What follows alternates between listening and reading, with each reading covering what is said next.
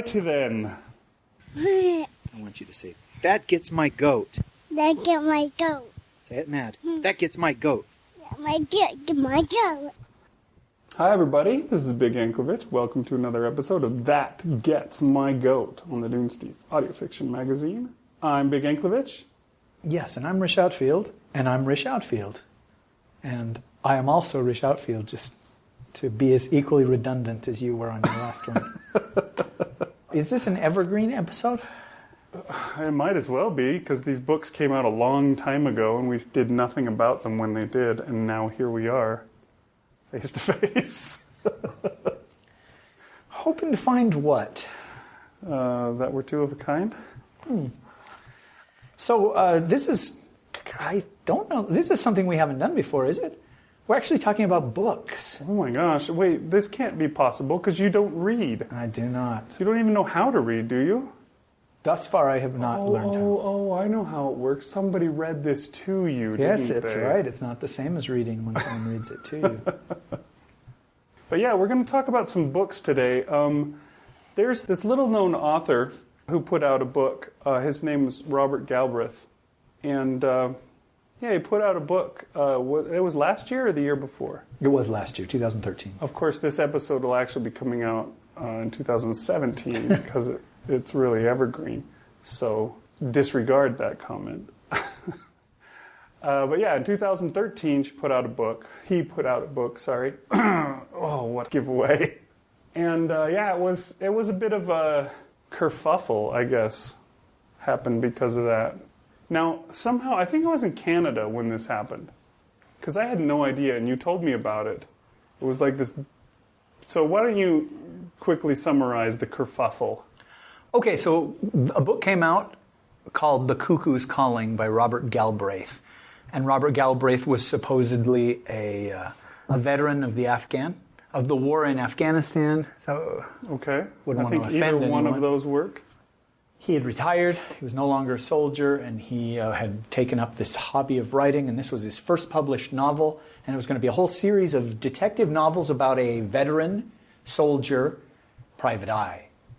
And the book came out, and it's been a while since I read all this. I think it sold like 1,500 copies, or that was the first printing of the book, and it sold out of those 1,500 copies, and just kind of came out quietly, and a few people bought it, and then somewhere along the way, the truth was revealed that Robert Galbraith did not exist, that Robert Galbraith was a pseudonym for J.K. Rowling. And the way this came out was the wife of someone at the publishing house tweeted it.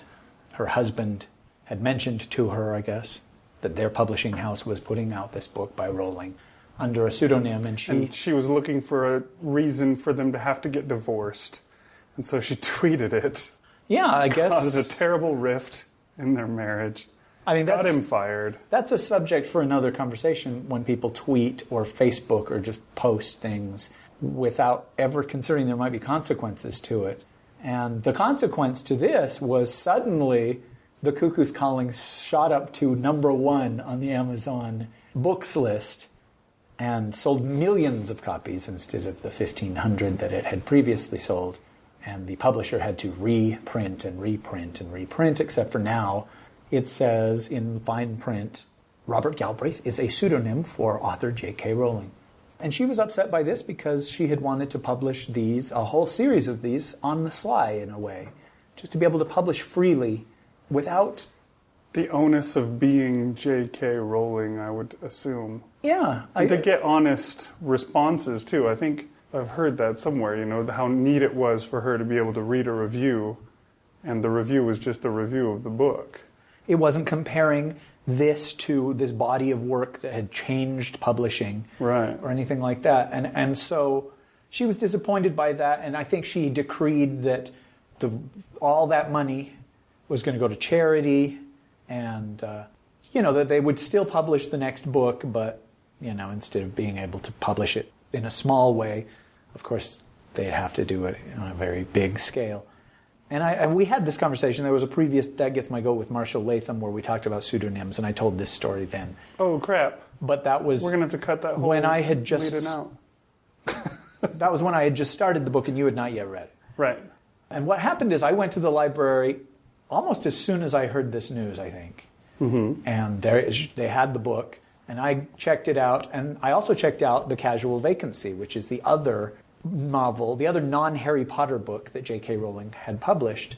And I made you take that one, and I took Cuckoo's Calling, and you burned through Casual Vacancy so fast that I had to check out a second Cuckoo's Calling to satiate you, because I was only like a third of the way through Cuckoo's Calling while you were ready for it. And then eventually when I finished Cuckoo's Calling, I read a Terry Brooks book, and you just sat there waiting and waiting. So we could talk about the two books.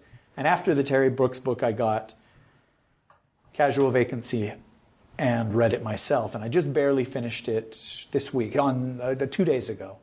And you had said, when you finish it, we'll sit down and we'll talk about the two books. And we'll sound smart because we've read books. And you read books all the time. But I don't. I have books read to me all the time. I have a person just on retainer that he has to ride with me to and from work and just read while I drive.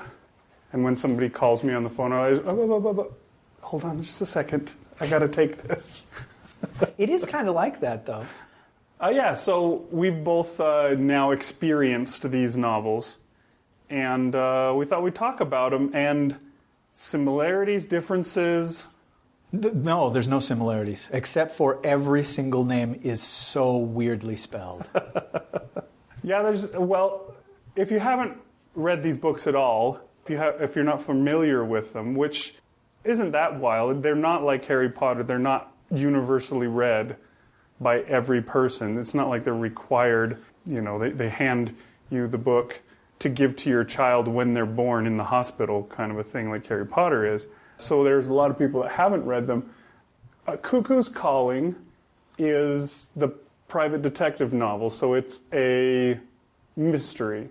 Whereas A Casual Vacancy, the only category that it can fit in is what, like literature? Is that what they categorize it as? Do they have something else for it? I looked it up, and she said that the publisher promoted it as a black comedy. And I was just like, oh, crap. No wonder people hated this book. They promoted it as a black comedy? It's not a black comedy. There were no blacks. And whoever said that can just twitch and die on a pin like a bug in an entomologist's There were no study. blacks in this book. I don't understand. Yeah, literature is good. It is fiction, general fiction, small town fiction.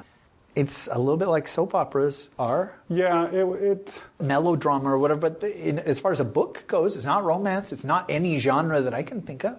Yeah, so it's just basically a regular, everyday life kind of a story. There's no special element that would make it a genre fiction kind of a thing. There's no mystery to solve or any of that kind of stuff. There's a town called Pagford, and this town has a multitude of citizens that we keep track of throughout the course of the book, and we find out what happens to them over their, I don't know, what did you say, 6 months maybe that this book encompasses? That's right. So yeah, that's the two books that we've got, and like Rish says, the similarities are that Joe Rowling wrote both of these books.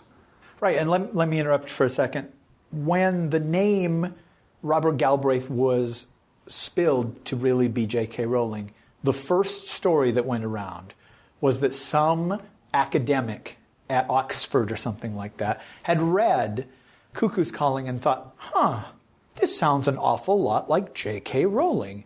And so he created a computer program that would compare like the structures and the sentence use, certain word usage. How many times she says darkly? Exactly, that sort of thing. And sure enough, he inserted the text of Cuckoo's Calling, and the computer went J.K. Rowling as the author's style or whatever. And I read this little article thing or whatever, probably on that same day when I found out that Cuckoo's Calling was her. And I was just like, wow, that's amazing. I mean, computers are awesome. Why do we even have people anymore? But now that I've read the book, I call bullshit with a capital Q, man. This didn't feel anything like her other stuff. And Casual Vacancy felt even less like the Harry Potter series. They weren't apples and oranges. They were like apples and a rock and a cloud. 3 different, you're just like, wow. And so there's that. But listening to the book or reading the book, knowing that it was J.K. Rowling, I did listen for it. I did try and find, and there was one use of Darkly, I think, that I remember in Cuckoo's Calling, and 0 uses of Darkly in the other one. The Casual Vacancy was filled to the brim with, I was very angry with him, Big, for saying what he said to me, where there's this completely unnecessary him again and again and again and again and again, again, again, again, again, again, again. So many times I started just like, there wasn't a single one that I even remembered in any of the Harry Potters or in of Cuckoo's Calling. And so if that's another thing where it's just like, well, how does somebody do this again and again and again, like it's their personal tick, but don't do it on the next book. Anyway, I'm sorry about that. That should be an outtake as well, but I'm not going to make it one. Maybe she purposefully picks a tick per book to use. She's like, okay, I'm going to use this. This is what I'm going to say every time. Well, and that might be possible. That I know there are tons of books like A Casual Vacancy that are like the story of a small town and the bickering people within it, or the people, the plots, the little machinations of little people and stuff like that. I'm sure Dickens wrote 2 or 3 books like that, and so maybe she was trying to emulate that, or she'd read several of those books and he's like, I'm going to do a book like that. And maybe with Cuckoo's Calling, she'd read several mysteries. Maybe she'd read American mysteries, and she thought, I'm going to write a British mystery that doesn't have Agatha Christie's name on it, or doesn't have Sir Arthur Conan Doyle on it, and we're going to see how that feels. And maybe that's why the styles are different. But I found nothing. Did you find anything where you're just like, this is the woman that wrote Harry Potter? Not really. I didn't notice anything that stood out like that to me at all. Yeah, I mean, it was really hard. First of all, I read them in the opposite order of you. So my first introduction was A Casual Vacancy, which is a hard book. It is. It was not something where you just, it's not like you just slip into it, like you got on the water slide and you're already all wet and you zip down and then you just slip right into the water and you were just immersed and having a good time in the pool. It was hard to get into. When I first started listening to it, I got on Facebook and I compared it, I remember saying that Rowling must have finished the Harry Potter series and thought, who really didn't get their fair share of attention in Harry Potter was the Dursleys. Let's do a whole book just about the Dursleys. In fact, I'll make a town full of Dursleys. And so there are all these really snippy, small-minded, the worst kind of housewife that you've heard of, the one that's gossipy and looking out their window. Oh, do you believe what this person did across the street? Oh, I saw her out there. And that kind of, all the characters are those kind of people to begin with. And it was really, really hard to get into this book. But luckily, I have a 45-minute commute to work and then a 45-minute commute home from work. And that's if the traffic is breezing through, which it almost never is.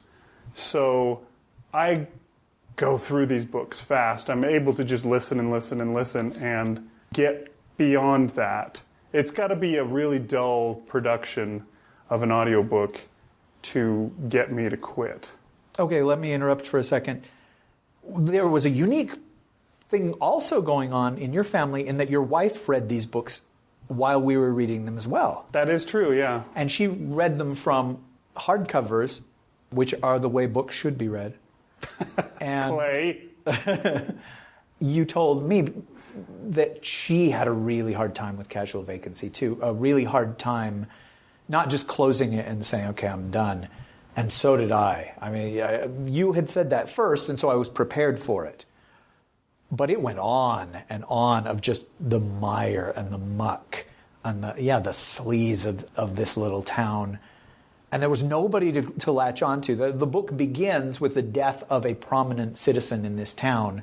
And he's a prominent citizen in that the town is so small, everybody interacts with everybody else, and he happened to be a decent guy. Yeah, I think that's the thing. The character that you should have latched onto was the one that died on page 1. He was the guy where he would have been the hero of the book had he not died on page 1, because he was the decent guy in town. And so you see the ripples, the effects of his death on several citizens and their kids, or people in the school, or people in the projects and things like that. And some people delight in the fact that this guy is dead. And then, other people are like, oh no, this could be so much more work for me. And other people are just like, wow, this is my opportunity now that he's gone. And there is a little bit of sadness. And when I read it, I think, holy cow, it was like the second disc, or maybe even the third, before we ever find somebody who is just like a decent person who's just very sad that he died with no ulterior motives, no reason, other than that it's just like this was a good person who is dead. And that made it so hard. And I just didn't want to read about these people. And when you had mentioned that it was the Dursleys, it's not just the Dursleys, but it's also the Malfoys and the Voldemort family that we're reading about in this little town. I'm just bad, worse, and worst. And so I think we talked about this that night that we did the Marshall Latham episode. Before we recorded it, I asked you, if it weren't J.K. Rowling, would you have stopped? And you're like, well, it's well written. It's no fun, but it's well written. And it takes a lot for me to put down a book, is what you'd said. And right. I was like, oh, not for me, man. And I would have been done. I felt like I owed it to her because she gave me so much joy with the Harry Potter books. But I felt I owed it to you because you had slogged through it as well. But yeah, it was really hard. It took a long time. I would say half of the book is gone before you finally have a character that you start rooting for. Your main character, the one that you like. And there wasn't a main character in this book. No? It was an ensemble type story where you kept going here and there and everywhere. And an interesting thing I thought was how it was written. It was written in an omniscient point of view, which you don't see very often. It wasn't a third person, limited kind of a point of view telling of the story. She would be in the middle of a scene, and it would be being told, this person is thinking this, and then the other person in the room suddenly, we're in their head, and they're thinking this, and then the other person in the room. And there were a few times, I'll have to admit, that I got confused because, you're driving home and your attention can wander off to this, the car that you almost hit, or the child that you tried to hit and missed, or, whatever it is that the drifter that you have in the trunk that you need to get rid of, whatever it is that you're thinking of while you're driving. And when suddenly the thoughts coming out of the person's head that you thought is one person, but your mind wandered just long enough for them to switch heads on you.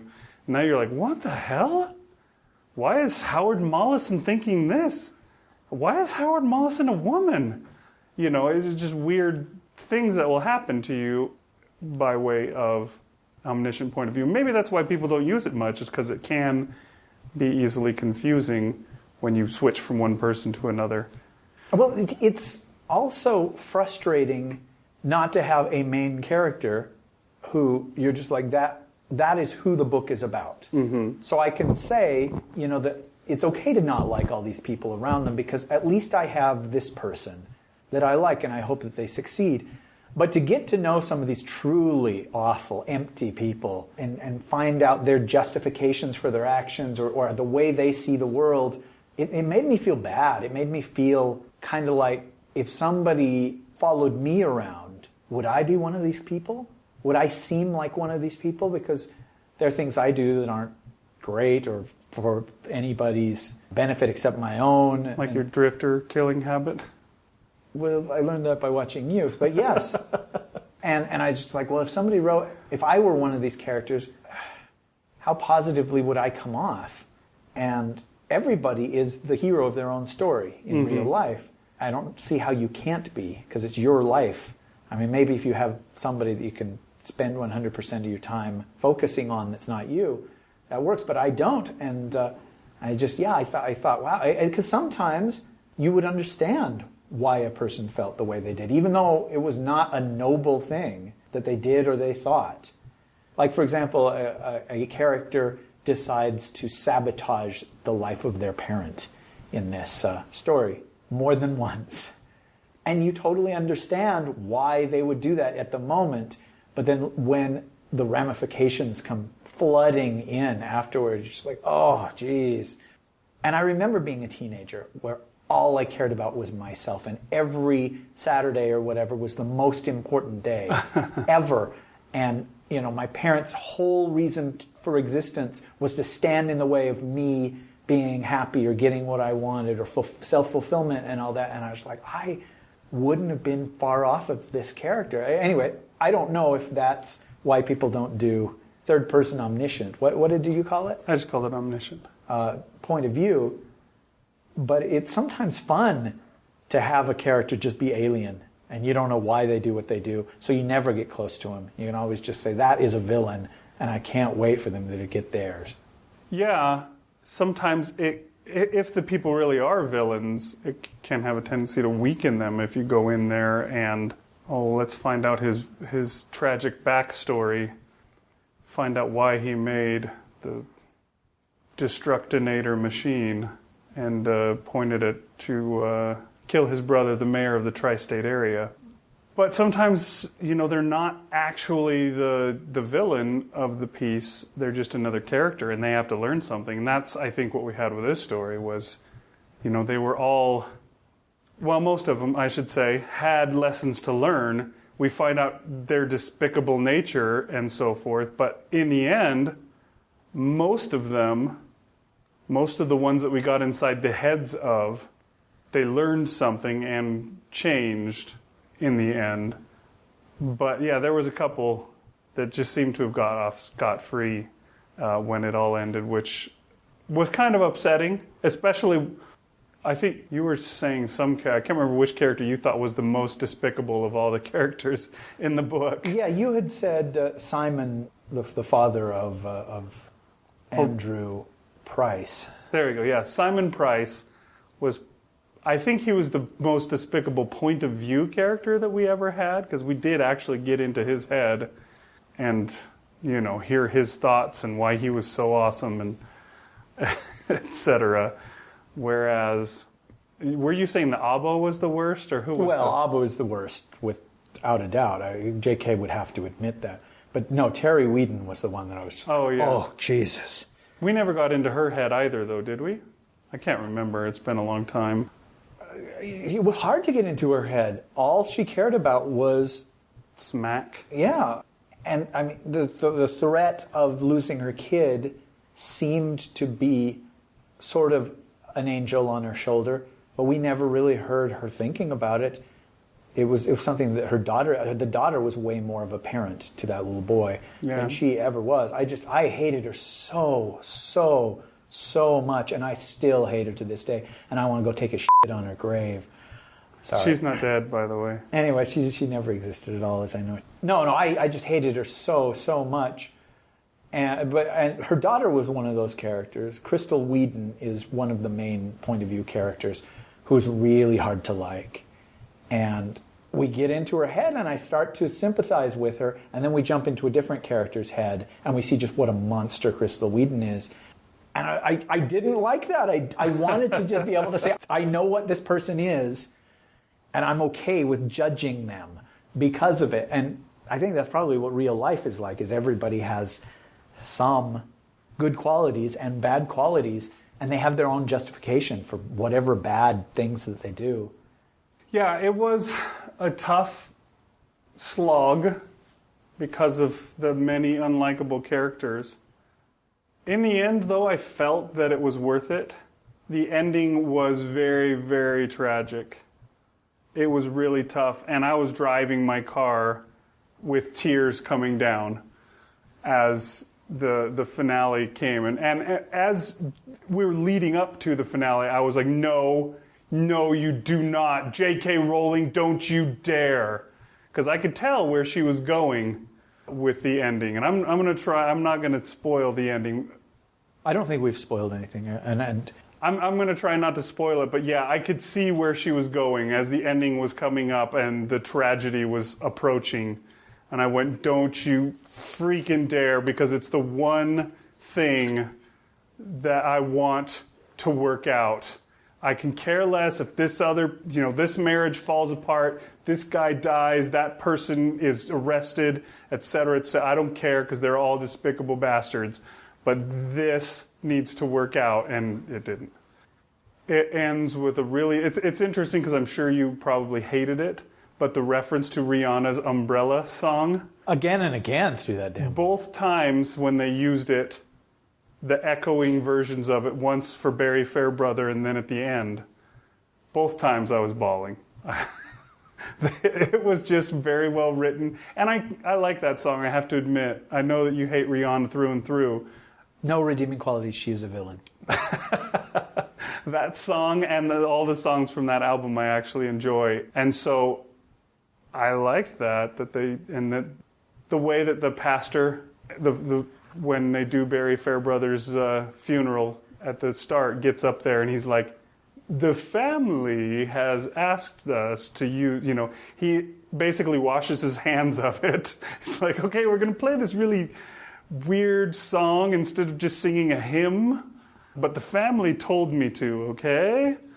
I thought that was funny. It was well done. It's a really hard story. It's not the kind of story that you read for fun, although I guess that's what you do when you read. You don't like, hey, I'm going to get a kick out of this one. I'll go read this tragedy from J.K. Rowling. But I thought it was worth it. I thought it was a good story and it was well told. I don't know if you agree with me or if by the time you were done, you're just like, F this. I wish I'd never picked it up. Early on, I was saying F this. But I stuck through it. And eventually, yeah, there does arise a through line and an event that it's all building toward. And you're like, oh, okay, I can see where she's going. Because at first, I had no idea where she was going. I was just like, what is the point of this? 'Cause there's a chapter where she just talks about the history of the town and of one area of the town. And I'm just like, why? Why are you guys doing this? And that's kind of what the whole book is about, in a way. And so, obviously, it had to be there. We had to know why there was a disputed section of town. But at the time, I was just like, ugh. And yeah, I don't know. You said, do we read? Why else do you read? The Game of Thrones books are no fun. I don't think they're fun. They're way more work than I'm ever willing to put into books. And I guess I have to be in a mindset where I'm willing to commit to those. So there's got to be something. And if you read a scary book and it's actually scary, is that fun? I think it is. I think that's, especially for a certain segment of the population, it's the same kind of thing as going on a roller coaster. You go on a roller coaster and you drop off a cliff at a high speed, and it scares, people get scared to freaking death of that stuff. And there are people that just will not go on roller coasters because they're so scared. And there's others that go on it because of the scare, and they like that. And, I think there's fun. And there's, same with the Game of Thrones. It's dense, it's thick, and it's hard, similar to this J.K. Rowling book. It's hard sometimes, the things that happen in the story. It's not a YA book this time around. This is a rough world that's going on in Westeros. But the twists and turns and stuff that the plot is taking is interesting and exciting. And I've made it through 5 of them that are out now, and I'm waiting for the next one and thinking, I think this is what's going to happen in the end. We'll see. Is the end in sight? I don't even know. But I don't know. Yeah, I think there are other reasons for reading. Some people read because they have to for classes or whatever. You read a novel that is assigned to you and you must, or you get a bad grade. Or you read just for education's sake, which in those cases you're usually reading more of textbooks or something like that. But somebody could even read A Casual Vacancy as an educational thing, just to learn about J.K. Rowling and, her writing style and, almost kind of like we did, where we were like, okay, we're going to listen to both books that she's done and compare and contrast and so forth. Okay. Why? Because I listened to Cuckoo's Calling first, and I never considered stopping that one. From the very first chapter, I was into it. I was hooked. I was carried along by what felt like a master storyteller, and it was fun. Mysteries are fun. Yeah, they are. And so each of the feel of the two books were so very, very different. But yeah, it's hard for me to reconcile that this is the same writer. The world that she created for Harry Potter was unfamiliar, but there was some kind of familiarity about it that made it feel like I longed to go back there. And the Casual Vacancy, although it was set in our world, was so much more alien to me, or so much more repulsive to me.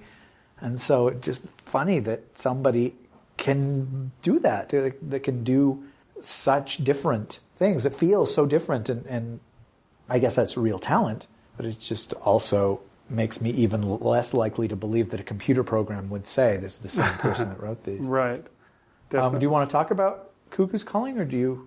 Yeah, that one was definitely different. Like we've said, the books were like night and day in the joy that you get out of them. First of all, there was a main character. There wasn't a big mess of everybody, and we weren't jumping from head to head like we were in the Casual Vacancy. This time we were, at least, there were times that we went to the secretary's head, because the two main people were our private detective and then his new secretary that he gets at the very start of the book. Yes. The temp. And there were times that we would go into the secretary's head for this or that, but basically the majority of the book was spent in our private detective's head as we followed him, and he interviewed this person, that person, went from lead to try and discover what actually happened in this investigation that he was doing. And so obviously this character is the one that we're supposed to like, and this character was a likable person. It was not like you had with a lot of the characters in A Casual Vacancy, where you're like, man, can I skip to after this chapter so that I can get on to somebody that's not despicable? He wasn't like that. He was flawed. He was very flawed. He had lots of problems, which is kind of the way it is. That makes him a typical private detective. It seems like you have to be flawed to be a private detective. And there's certain ways that private detectives are often flawed, and he had several of these problems. Alcoholism seemed to be there. Always, I don't know that you could say he was an alcoholic or that he had the possibility of being one, but he did have problems in his life, and diving into alcohol to deal with those problems was the specter that was always there when he really couldn't afford to do so. And he had a ton of money problems too. Right. And it seems to me that whenever you've got a main character who's just about to lose everything, just about to lose their house or their business or their family or whatever, you immediately latch onto them, and then there you have a goal, you have an end. Here's an obstacle I want them to overcome. Mm-hmm. Yeah, he's one of those guys who hasn't had a case in a long time, and a case walks in the door that could make the difference between staying open and closing his little investigation agency. Thank you. And so you want him to succeed. You want him to solve the mystery. And there were little things about the character that we didn't know. We didn't know what had happened to him in the past, and there would be oblique references to it. And I really liked how she parceled out the information little by little. So instead of just giving us a big info dump chunk of that, and that's something as a writer I'm trying to learn how to do. Mm-hmm. And it didn't frustrate me, but it kept me going. It was a carrot on a stick, where it's like, I want to find out what happened to him in the war. And I want to find out what happened, because he was getting death threats, and it's like, okay, what happened with that? And it's not a unique way of writing a story, but it's a fun way to keep you going where you have a main question that needs to be answered, but in answering that question, a whole bunch of other questions are asked. And you can get a bunch of these little questions answered here and there that satisfy you enough to keep going until you find the main answer. And see, I don't read a lot of mysteries. I know your wife just loves mystery, eats them up. Are they all like that? I think that's kind of the way. I mean, I don't know if your character necessarily has that, because she reads a lot of the mystery series that are out there, like Sue Grafton's A is for Alibi, B is for Burglar, C is for Cunting. Hey! Oh. So when that happens, obviously you can only parcel out information for so long. I mean, when book 2 of Cormoran's Strike comes out, which has already happened by the time that people are listening. Yeah, to that's this. probably true. What are they going to have to parcel out for us this time around? You know what I mean? Is there something else that we need to know? It seems like we've learned most of the important secrets of his past, and so now he just goes out and solves a darn mystery. So yeah, I mean, some can be like that and some cannot. But yeah, I think that's a common thing just in writing in general. You know, they'll have characters that have a secret in the past that they're trying to live down, or that's one of those things that I've seen, in character books about how to build strong and interesting characters. One of those things is they want you to know what their biggest fear is and what thing in the past that if they could change any one thing of their past, what would it be? Those kind of things are the things that even if you never actually reveal them, you want to know them so that you can know how the character should act when certain things face them. Well, she probably knows a lot of stuff about Cormoran's Strike that we don't know. Right. I mean, that stuff we've could still seen come out. Notes and notes, or at least heard of them for Harry Potter. Yeah. All the crap that she knows from behind the scenes. So, yeah, I mean, that kind of stuff could still come out. In an earlier conversation about J.K. Rowling, where we were talking about she has written these fabulously successful books. Now she can write whatever she wants. I did question, why not do more, not Harry Potter books, but another series of fantasy books or adventure stories or whatever. Why would you write A Casual Vacancy? Why would you write something like that when you can do something like this? And it sounds like my parents saying, why would you write a story about, the undead or whatever it is, when you would write something about children and fairyland and baby Jesus and cherubs and Care Bears? I guess I'm saying the same thing to her. And I just don't know. And my question was, do you think that she's completely burnt out on fantasy after what she did there, or? It could be, although she does have in store doing that Harry Potter film trilogy, although she's just doing screenplays of that, right? She's not actually doing novels. So that's possible that she's burnt out. Maybe she's just like, I've done that. Let me try something else. I want to write a novel that is going to be in the literary section and people will read it in English classes in 2050 or something like that. They'll be teaching out of that or whatever it will be. It'll be like, now children, the word cunting they started using this commonly in the late 2000s to the early 2010s. It's a quaint reference now, but... What do you want me to do with that? Oh, what do you mean? Bleep? Do you want me to bleep it, or? You can probably leave it. I'm sure that's fine. Okay. Sorry, I shouldn't be using that language, but J.K. Rowling did. She used that language. I didn't even know you could make that into a verb, and yet Simon Price said that word at least 10 times probably in the course of the book. Anyways. Wait, okay, let's pick some other... Okay, I read Terry Brooks in between the two Rowling books. Uh-huh. And you go into a library and look at Terry Brooks's works, and you're going to find fantasy, post-apocalyptic fantasy, fairy stories, and... About the police. Yes. Fantasy. And, I mean, it's just... I don't know if maybe he's written other stuff, but it's just like, okay, I'm really good at this, and my audience likes when I write these fantasy books, so that's what he does. And I don't know if he just digs it, or if that's what sells. And yes, there's a difference between every author ever and J.K. Rowling. And J.K. Rowling. because J.K. Rowling is the richest author ever. Yeah. And so she can do whatever the hell she wants. If she does, Terry Brooks might want to write a book just like A Casual Vacancy, but he probably knows that no publisher's going to take it. They're going to be like, thanks. Okay, why would I want that from you? We can compare a John Grisham or a Stephen King to J.K. Rowling. They're not quite where she is, but they're both insanely rich. True. And they're probably the American equivalents of J.K. Rowling. Grisham goes back to lawyer books again and again and again, and King will write the odd baseball book or the odd nonfiction thing, but horror seems to just be where it's at for him. He's like, that's what I like. That's what I want to write. I think that's a lot of it too, and I'm willing to guess that Terry Brooks may, we don't know, he may just not want to write anything but fantasy. It's what he likes, it's what he knows, it's what he wants to write, it's the ideas that he gets.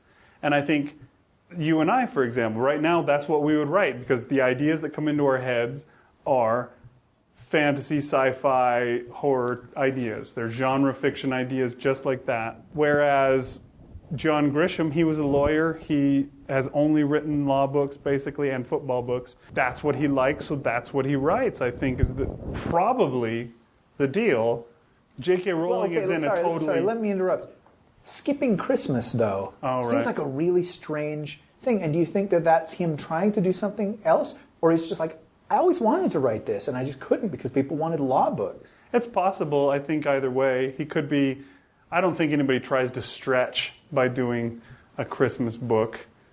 But maybe it was a comedy, for one, and his books aren't generally comedies, although some of them are funny as hell. I love, of all of his books, The Rainmaker the best, because that was so humorous, despite all the crap that's going on in it. Okay, so what were you saying a second ago about J.K. Rowling? J.K. Rowling is, as we were saying, in a unique position where she can just say, okay, sure, I sold bajillion books doing these YA fantasy series, but you know what? I want to know if I can write this kind of a book. And so I'm going to struggle at it for 5 years the way people that write these kind of books, you hear the stories, the way Hemingway or whoever, Faulkner or whatever, hit their head against the wall and worked on this thing for years and et cetera, to write the great American novel, although hers is the great British novel. But maybe that's what she did. She can set her own prerogatives and priorities. She doesn't have to answer to anybody. She doesn't have to write anything again. She could be like Stephanie Meyer and never write another book. Okay, we talk about Stephanie Meyer a lot. Let's Stephanie Meyer. Oh, wait, what's going on here? Let's talk about Suzanne Collins for a second. Okay. Because that's somebody, she's only written Hunger Games 1, 2, and 3, as far as I know. These books are insanely successful. What do you write next? Whatever you want? Collins is in a position where she can write whatever she wants. She never needs to write again. She's as rich as Meyer, although, Meyer probably has a lot more sequel money and books beyond the third one money. But if Collins puts out another book and it's the equivalent of A Casual Vacancy, does that hurt her in any way? Does that lose her fans? What is the benefit of saying, I'm going to write another book about a strong female teenage character, and this one's going to be like in the Wild West or something, or I'm going to write a story about a teenage girl who goes to law school. You know what I mean? Or does she have somebody who says, it's set on a space station, it's a future society kind of thing? Those would sell so much more. It's different from Hunger Games, but it's still sci-fi, it's still YA, it's still adventure, it's still got a female lead that's a teenager. Are these voices saying these things to her? Or do people just say, does her agent just say, hey, how's the new book coming? I don't care what it is, I just care that you finish it. I'm sure there's a little of both. Certain people, they're just get us a new book. I want something to sell. I don't care what it is, as long as you're done with it now. But yeah, I'm sure there's other people. And it's funny. You've heard all sorts of, within the recent years, people railing about the companies and the 1% and all that kind of thing, and the rich are just getting richer while the poor are getting poorer, and the huge gap between them and all that kind of stuff. And there are people that all they want to do is make more money, despite the fact that they have so much that they couldn't even spend it all, even if they went on a Brewster's Millions type spending spree. And yet they're still out there every day going to work, working hard, trying to get more, double their coffers and triple them. And what's the purpose to it? Well, they just want more. That's what they want. And I think there are people that see it that way, or they just don't stop to think, crap, I don't need any more money. Why am I writing at all? I could just freaking get a yacht and spend the rest of my life sailing around the world and enjoying myself and relaxing and F everything. There's people that could do that, and I can't. And there are writers out there, I'm sure, that have done that. Yeah. And maybe Meyer is one of them. Maybe Stephanie Meyer says, I'm a mom now. I'm a multimillionaire's mom. And now I can give my kids anything they want, and that's my priority now.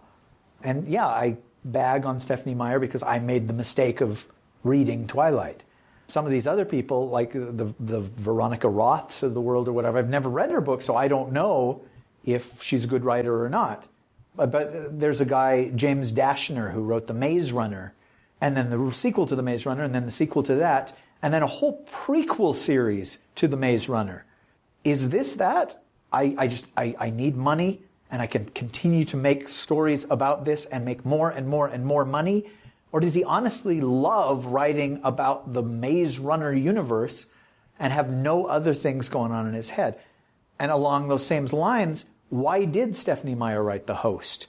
Was it a story she's like, I've always wanted to write a science fiction story, even though I've never seen a science fiction film or read a science fiction book? And now that's painted by hearing her interviewed about vampire stuff. Maybe she likes science fiction. Maybe she actually has read science fiction books. Or was that an attempt to start a new series about that character? In that world, how does The Host end? Does it end open-ended, or does it end like this is it and no more stories ever need to be told about The Host? It's open-ended and yet not. It's like at the very least, the story for that book is told. And you could tell more in that universe if you wanted to, but you don't have to. You could do a Matrix and pulse a couple more stories out of your butt, even though the entire story is told with anything. So it was a Matrix. I wouldn't say it was a Matrix, but I'm saying you could do that with anything if I'm sorry, if you're listening, but what I mean by that is the Matrix, the 1999 movie, The Matrix ends. Neo triumphs over the machines. The end. And anybody who feels differently, well, that's fine, but that's the movie I saw. And when they did sequels, I enjoyed some of what they did with the sequels, but it was like, now we have to write a whole new series because they had finished that story of Neo being the one. But with, for example, Harry Potter and the Philosopher's Stone, it's so clearly not the end. It's the end of that first year, and he's found out that there's a whole new world out there with new horizons to pursue, and that there's new enemies out there, and then there's new wonders to, I'll take you anywhere. There's new things that he has yet to be introduced to. And I think just that's because of the nature of how that book was written. I think she wrote it as the first installment of a bunch of these that I'm going to write. But Harry Potter is an epic fantasy kind of thing. It feels like that sort of thing lends itself to doing a whole bunch of stories and not tying up all the loose ends at the end of a book. Again, it's such an alien thing to me. I don't have a publisher. I don't have people clamoring, hey, give us another one of these. I don't have an agent who says, wow, have you seen the numbers on so-and-so thing? I don't even look at how well the things that I have done sell for fear of discovering a zero. And so, I don't know. You and I have had lots of conversations, some on the air, about whether it would be fine to have one book that really breaks out, and so you write a bunch of sequels to that, but let all of the other stories that you'd like to write just fall by the wayside because there's a dollar sign attached to this one. Right. And I don't know how we even got on this, whether we were talking about what Suzanne Collins should do next. But, here's something. I recently was reading the Charlaine Harris Sookie Stackhouse books, the Southern Vampire Mysteries, and they finished those. She had a final book in the series, and then she put out a book after that was sort of a epilogue book, which I was like, wow, really? Final book? And then immediately after, she started on a new series of books, which is good. I mean, do it. Of course, you're a writer. But when I read the flap, the dust jacket about what this new series was, I was bowled over. It's a new vampire series. And I was just like, oh no, why would you do that? Because the Sookie Stackhouse series isn't 7 books or a trilogy of books. There's probably 15 books or more. Mm-hmm. And then to say, okay, we're going to start a new series of vampire books just made me think, do you really love vampires that much? And if she does, more power to her. But I felt it was much more likely that an agent is saying, you wrote this book and this book and this book, and the vampire one sold more than all the others put together. That's what you should be writing. And it made me feel bad for her. Right. And why would I feel bad for a multi-millionaire writer? Right. But it just made me wonder if maybe her options were more limited, or she was forced to continue to drain more blood out of this stone, more true blood out of this stone. I don't know. I mean, it's an enviable position for any other writer. Right. But if you were one of those 1% of writers, to reference what you said, would you just shake your head and be like, oh, that's such a shame? You know, like recently, John Grisham put out another Jake Brigance book. It's a sequel of sorts to A Time to Kill. And if this one sells 10 times more than the book before it, then does suddenly his agent say, okay, hey, where's the next Jake Brigance book? Even though there had been 25 years between A Time to Kill and Sycamore Row, is that the name of the new book? And yeah, I can feel sorry for Charlaine Harris. I can't feel sorry for John Grisham. But still, if the pressure comes on to write more and more Jake Brigance books instead of more and more whatever he wants to write, that's too bad. I don't know. I mean, I've enjoyed a lot of his books. And A Time to Kill wasn't the one where I was just like, yay, this is the better than all the others, where there are some books that writers write and people go back to that one again and again and again and again. Maybe Matthew McConaughey just requested a sequel. I think that's a pretty good possibility that, yeah, the agent called up McConaughey's agent and said, you know, hey, we've already got this sucker optioned for a movie. You get your man on it. And I think that would be really neat. Matthew McConaughey took on that Lincoln Lawyer book. I think he's actually some kind of producer on that as well, with the expectation that they could make a bunch of Lincoln Lawyer movies. I don't know. I'm fascinated by people who write for a living and how it works and the pitfalls to it and the things that are really good. And when we had that pseudonym conversation, that was fascinating to me, of why you would write a pseudonym book. And you know, what you said earlier, maybe Stephanie Meyer has other books out there, or maybe Suzanne Collins has other books out there under pseudonyms, and there's a freedom to that, which is fine. I mean, it's possible that they do. The real name of Robert Jordan is not Robert Jordan. That became his most famous pseudonym, but he wrote stuff under several different names, and then he died, and the paper said, James Rigney died today, and everybody's like, who cares? Why would I care? Oh my gosh, this was Robert Jordan. Oh my gosh, it's so sad.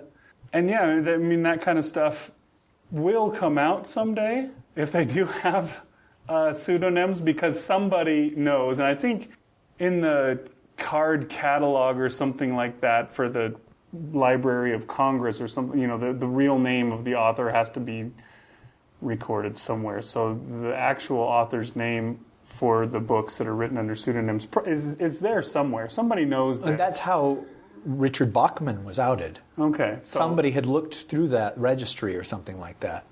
And I don't remember that it said Stephen King, but it said the same birth date and the same agent or something like that. And the guy's like, oh. So eventually, maybe just when these people die, they'll be like, this person wrote this under this name and also this under this name. And we'll be like, whoa, really? I did not know that Suzanne Collins also wrote whatever.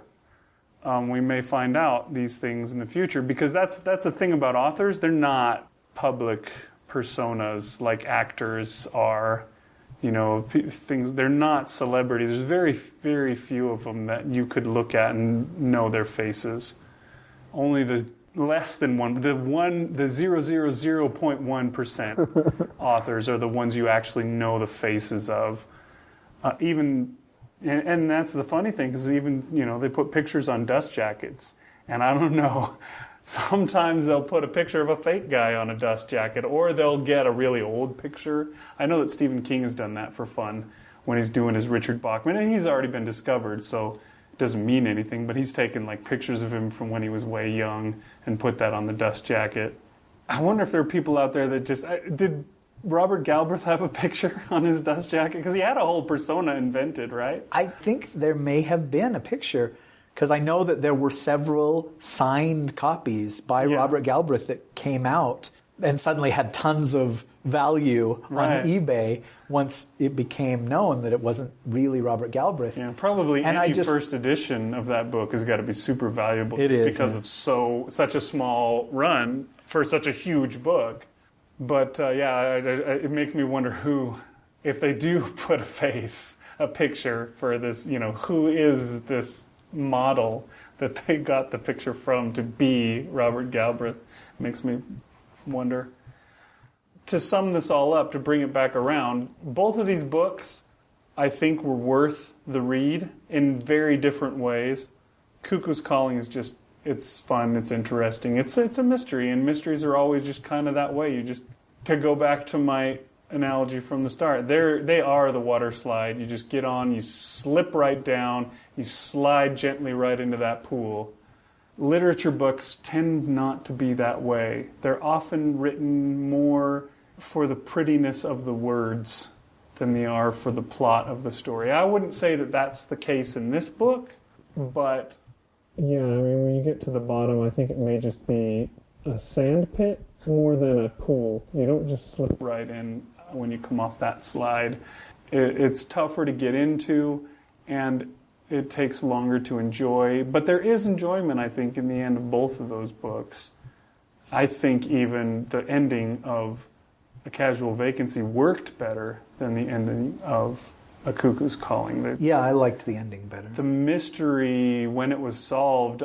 My wife said this, who is a connoisseur of mysteries. That's basically all she reads. She said it was one of those mysteries that wasn't meant to be solved. You weren't meant to figure this out on your own because it was just too tricky for that to be possible, I think. One of the main joys of reading a mystery is trying to figure out the mystery before it gets to the end. See through the red herrings and see that character that seems insignificant, to be able to see, oh no, that's the one, you'll see at the end, kind of a thing, and to see if you're right. And for some reason people are disappointed if they are right too. They're like, oh, this book wasn't very good because I figured it out. So maybe that was where she was going. But yeah, they were both really, they were good books. They were good reads, and Rowling's a good writer. I mean, that's the thing, that she could make me care about these people in this crappy small town, not London, but somewhere outside of London where everything is slow and dull and people's concerns are small and petty. I cared about it when I was done, and I was really heartbroken when it ended the way it did. And, that takes talent. And she's just a good writer. Whatever it is that she writes, I want to read it because I've been pleased with everything that she does, no matter how hard it may be to begin with. No, I've come to appreciate somebody who's a really good writer and who can carry you along in the story. There's a way that certain storytellers tell stories where it feels like you are part of the experience. And there are some writers that have a voice and you feel like they're telling you the story, which I've also really enjoyed. And then there are just some, I don't know, their voice doesn't speak to me or doesn't work for me, or it feels like it's written for a child. And I tend not to like those books, and that's that. I don't know. I like we said at the very, very beginning, I don't read nearly as much as you do, and I give up a lot quicker than you do on books, and I don't know why that is. Sometimes I just get frustrated, or sometimes things ring false to me, and that's part of why I dislike YA a lot. Not that either of these books were YA. Anyway, I don't know. We could continue talking because we're passionate about writing and we have read other things, but we've talked for a long time. Yeah, we have. It would have been neat to be able to break this into 2 episodes, but I don't see how that's possible. Yeah, it would have been smart had we split it up correctly. But that's not going to happen. Instead, it's going to be one massive one. Hopefully, y'all like that, because that's what you get. You get what you get, and you don't throw a fit. Yes, sir. All right. Thanks for listening, everybody. Hope you enjoyed our episode of That Gets My Goat. I'm Big Anklovich. And I'm Rish. Good night. See ya. Bunting. Whoa! That Gets My Goat is produced under a Creative Commons Attribution, No Derivatives license. That means you can copy it, share it, and make paper dolls out of it, but you can't sell it or use it in your little voodoo rituals. I'm talking to you, sir. Is it? It's not my habit, sadly. My habit is to leave it on for weeks and weeks and then be like, oh, wow, it still works. That's weird. How does it still work after weeks and weeks? What was that? Is that the world's largest fart? Did it come from you? Maybe. Oh, Luckily, it's a big, wide room, so it can disperse out and we won't have to just simmer in the smell. When I was in LA, there was a bumper sticker I saw in somebody's car that said, read books for the blind, and it had a website for it. And I wrote down that website, and I was like, what a cool thing that would be. How fun would it be to, read The Shining to some blind old lady? But, yeah, it didn't really... Never panned out for you? I don't know that I ever even went to the website. Do you remember that little clip that Renee Chambliss used for her audiobook? I think it was the Audible panel, wasn't it? Where she had the little clip from Seinfeld where George had started listening to audiobooks and he just couldn't manage to read a book anymore himself. And he's talking to an old man, yeah, a blind man. He says, oh, these audiobooks have ruined me for reading. And then he sees a guy. No, it had to be something else. Because he sees a guy that is listening to audiobooks, and this is the first time he's learned about audiobooks. So how did he get the books before? It was like a class or something that he was taking, and they gave you the option of being able to listen to the textbook. And he's just like, wow, it's so much better than having to sit in front of a book or whatever. And he's like, but you only people in the class can check these books out. And then he sees a blind guy, and he's like, how did you get this book? And he's like, well, I'm blind. And he's like, oh. And he says, I love that. And the guy says, yeah, tell me about it. These audiobooks have ruined me for Braille, which I thought was pretty funny. But that was really aside the point. Maybe we should just cut that whole bit out. It can be the post-credits outtake if it's even worth that. Okay.